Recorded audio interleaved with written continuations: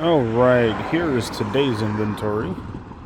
This is a 2017 Ford F150, which, by the way, the 17 and the 2020 look very similar, just minus the front end. Kind of like a facelift. The rest of the trucks are pretty much the same.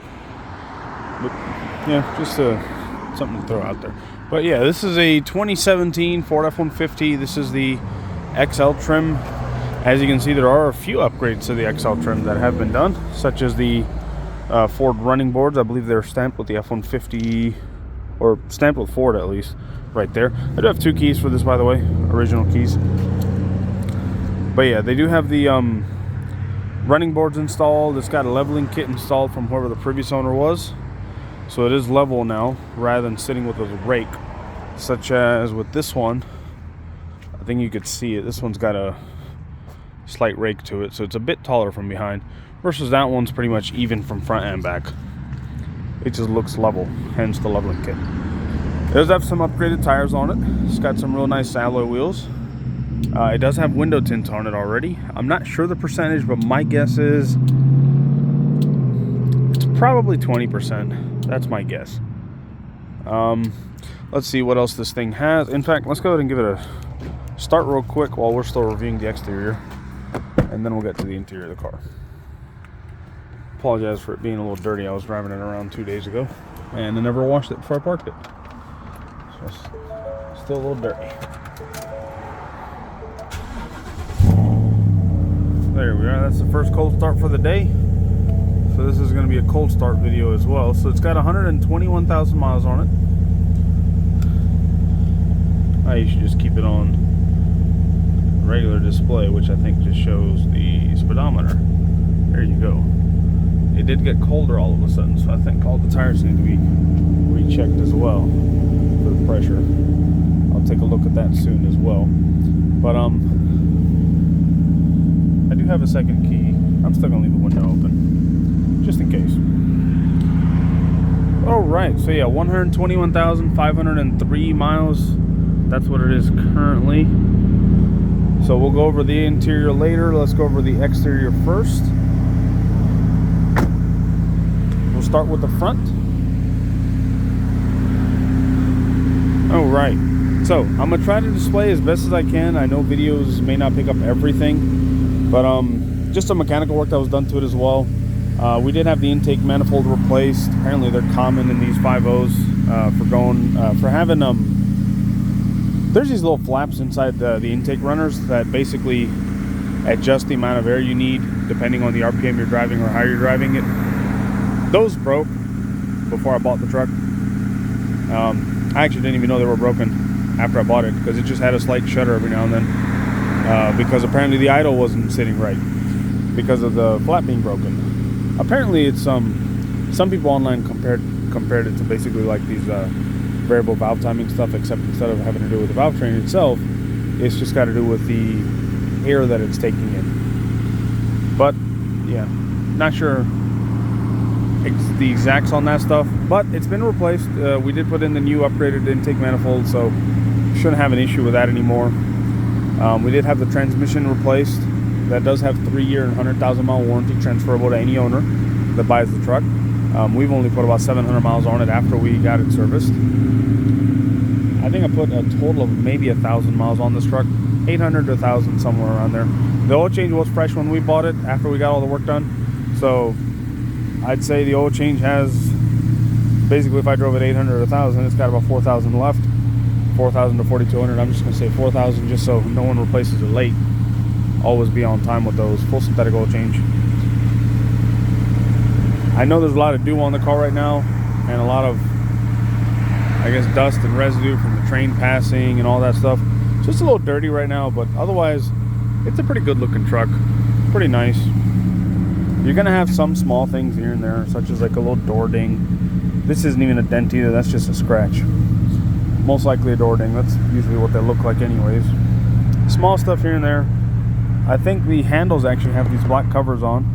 I'm not sure if these are aftermarket. They might be. Yeah, it's just a little black cover on it. I guess the handle's originally gray, but they put on the gloss black either to match the wheels or the rest of the look. But Yeah, like I said, not sure if it's factory or not, but that's there. I actually didn't even notice those until now. The bed is already lined, so that's good. You don't have to get it lined. And it is a liner rather than the those things that you just place in the bed. I'm not a fan of those. I think having it lined is the best thing to do.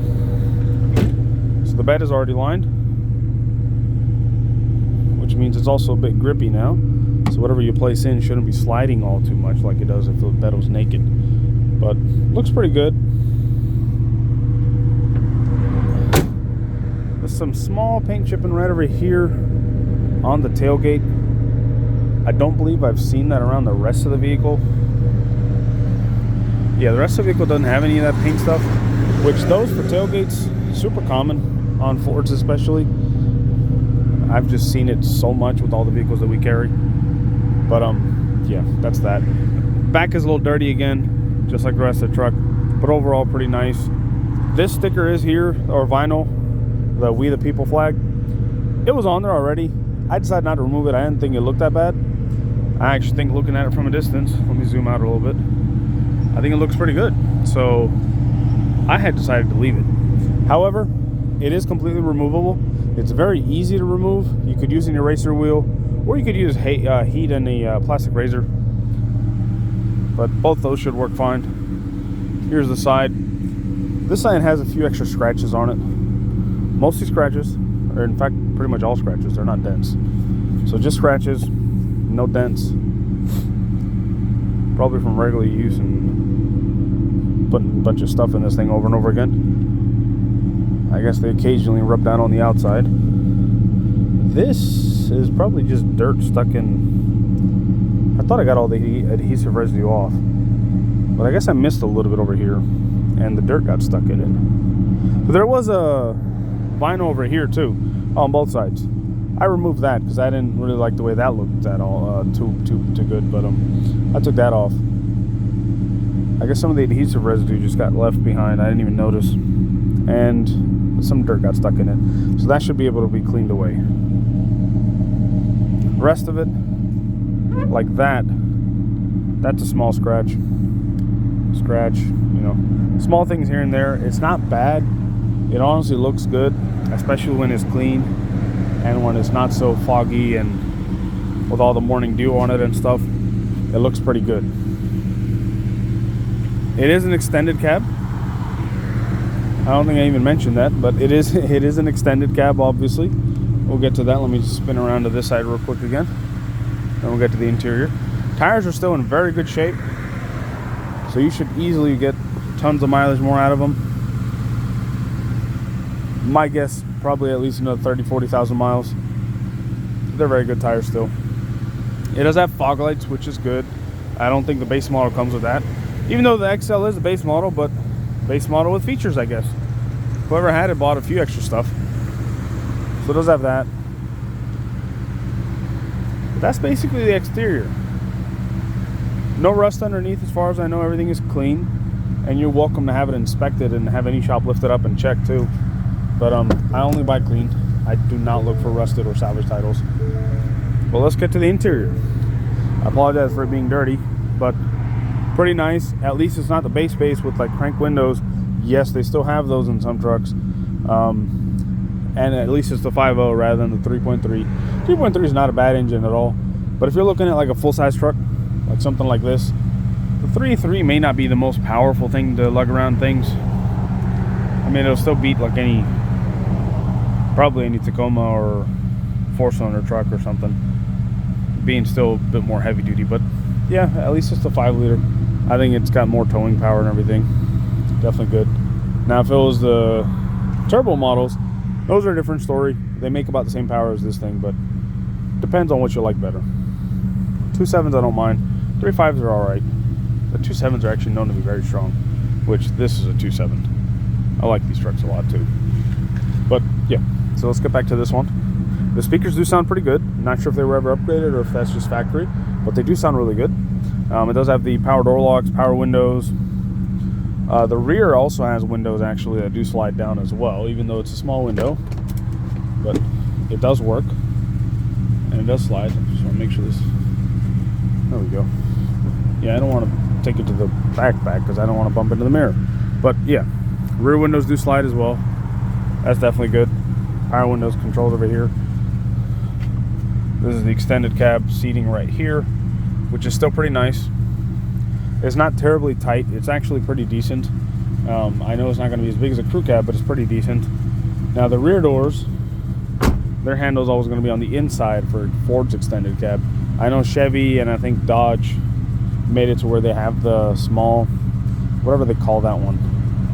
I don't remember the name of what they call their cab, but they changed it to where it's just a small door with a door handle on the outside or right there, so that way it still is accessible on its own, but still the exact same space and everything else about this. They just wanted their own door. Not a bad idea either, but yeah. Does have vinyl flooring and everything, which is easy to clean. Vinyl seats as well, easy to clean. I know some people think it's leather. I personally think it's probably vinyl because it's more heavy duty, but it's still nice. It's still comfortable. It does have a 6-seat as well, so you have the center console that does fold up or unfold into the third seat for the front, so 6 seating overall, or fold down so that way you can have the center console, which is how I preferred it, because I don't ever travel with a full car anyways. At most, if I'm driving a truck, me and one other person, or just me, that's about it. Let's hop on inside real quick. So over here, let's see, yes, we know vehicle is on. Where's the OK button? Door open, we understand. So you do have the standard stuff right there, just a speedometer, all the little information stuff up there. Nothing fancy, nothing different. Pretty simple in here as well. You've got the center light right here as well as one back there. Not sure if I'm pointing at it, but right there. Pretty standard. Looks like whoever put the tint on forgot to have taken this off last time, so that's kind of just in there permanent at this point, unless you want to cut a square into the tint or rectangle, or if you want to just remove the tint. I decided to leave it in there. I don't want to bother it, but that was really dumb of whoever did that. Honestly, they should have just taken it off before putting the tint on. That was really stupid. At least the rest of it looks really good. We'll give it that. Alright, car's starting to warm up perfect. That way we can give it some revs later so you can hear the engine and everything. You do have this right here, which is the trailer backup stuff, which I've heard very good things about these. However, the backup camera right now does not work. As you can see. Oh. One moment. Alright, back to business. Sorry, I had to take that call. Let me just put this phone to the side real quick. Alright, where was I? I don't even remember what I was saying. Oh yeah, so backup camera, as you can see, yeah, we know transmission not in park, doors open. But yeah, it's in reverse. Backup camera's not turning on. It used to actually still cut on, and it would just be a black box and eventually just give an error saying backup camera not working. I don't normally mess with like small or larger cosmetic things. I know, I'm not sure this was even considered cosmetic, but I don't mess with certain things that involve too much work to do with the truck, like removing body panels and everything, or with any car. I usually don't touch cosmetic aside from cleaning it. That's normally what I do. Mechanically, I'll take care of anything that I can and that I have to. Cosmetically, I try to leave everything in original condition. That way everyone else can see it as well. But yeah, so standard 12-volt car charger right there. You do have a rear locking diff. That way, I know it's not four-wheel drive, but it'll help you. It's still pretty good. Bluetooth audio and everything does work. As you saw, I was getting my phone call over there, but Bluetooth audio works and everything. That's always good. I'm gonna turn that off for now. AC heat do work. I know you're not gonna be able to see it in the video, but it does work. I've been driving it around quite a bit. Like I said, I put about 1,000 miles or so on there, 800 to 1,000-ish, and everything does work as far as I can tell. I've driven it to Atlanta and back already. It's a great truck. It runs and drives well. I personally like these things. That's why I always buy a bunch of F-150s, because they're nice, they're reliable, and they definitely get the job done, and they look good. I mean, you see them on the road all the time. There's another one. They're everywhere. But yeah, it looks like the truck has warmed up pretty much all the way. So let's give it some quick revs, and then we'll get to the back of the rear side of the interior as well, since I haven't gotten to that. So here's what the front sounds like from outside.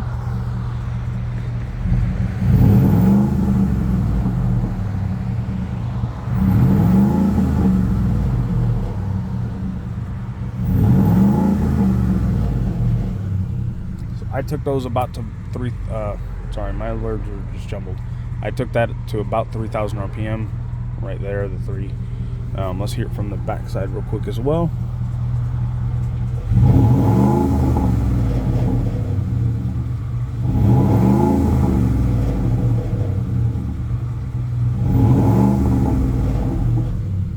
Last one, I think I accidentally let go too early, so it was right around like 2,700. But yeah, otherwise the other two first revs were at 3,000 as well.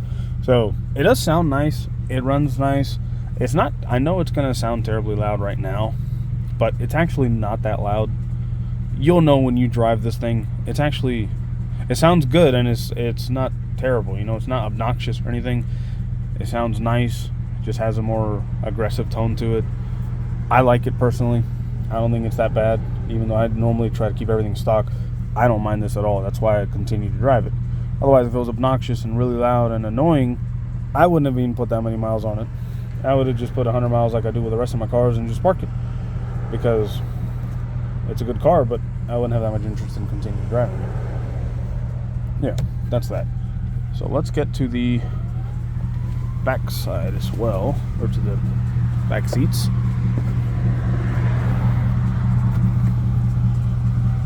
Yeah, probably could have just stuck the phone into the back, but there's not much to talk about here. I think I already talked about the back. I did. It's very basic. There's nothing fancy back here. It's all nice. You do have a car charger port right there. Yeah, third row seating. I believe these do fold up as they normally would in any F150, and that's about it, honestly. Yeah, I think I already talked about the back seats. Oh well, I did it again. That's that. So far, pretty nice. As you can see, the tint is not terribly dark. It's very manageable. I've been driving it at night as well. Pretty manageable, pretty nice. I know sticking the phone up to it just kind of shows you the inside no matter how dark the tint is, but ignore that. It's still pretty good looking. It's not terrible. I want to say it's probably 20%. Yeah, it's probably 20. But it looks good. And it is completely removable. But that's everything with this thing. If I missed anything, please let me know. I'll gladly take more pictures and videos for anybody that needs them. Headlights and everything do work. Fog lights work. So does the cargo lamp and everything. Cruise control, all that stuff works. If you have any questions for me, let me know. And I am not afraid of mechanical inspections. I am perfectly open to them. In fact, I encourage all my customers to have it inspected. You're welcome to have any part of this truck inspected. Most people just buy a pre-purchase inspection for any vehicle that I sell. That means you can bring a mobile mechanic here if you want to. If you're mechanically inclined, you can come look at it the way you want to.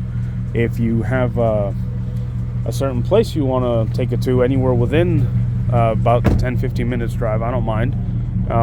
That would be zip code 30809 or 30907, any shop within that area. I can meet you there. You can have it looked at. You can have it inspected. Most shops, when they inspect, they'll lift it up, take the wheels off, take a look at everything else, make sure there's no leaks or anything. Some shops even test drive it, and they'll let you know their opinion and what they think needs to be done immediately. As far as I know, my mechanic cleared the truck for me. I believe I took care of everything. As you can see, I got the intake manifold replaced. I got the transmission replaced. I've had the entire truck serviced. I'm not afraid to do mechanical repairs on my vehicles before I sell them, because that's how I prefer to sell them. I prefer to sell them fixed, because I would not sell anyone anything that still has issues unless I mention it, you know? Like, oh, hey, yeah, this thing has a climate control issue, or this thing has something else. No, I'm not going to do that. Most of the time, I will sell you something that's been completely repaired. I only say that because I've got one truck right now that has one issue that I have not had repaired. The Harley Davidson truck has climate control issues. Aside from that one, everything else has always been serviced. I service all my vehicles, try to get everything done that I can. Anything that I notice or my mechanic notices, I will have it taken care of immediately, because I prefer selling good vehicles. I want that good customer-client relationship. You know, I would rather sell a good vehicle than a bad one. So if you have any questions or want to inspect it in any way, feel free to, and let me know if you got anything. Thank you.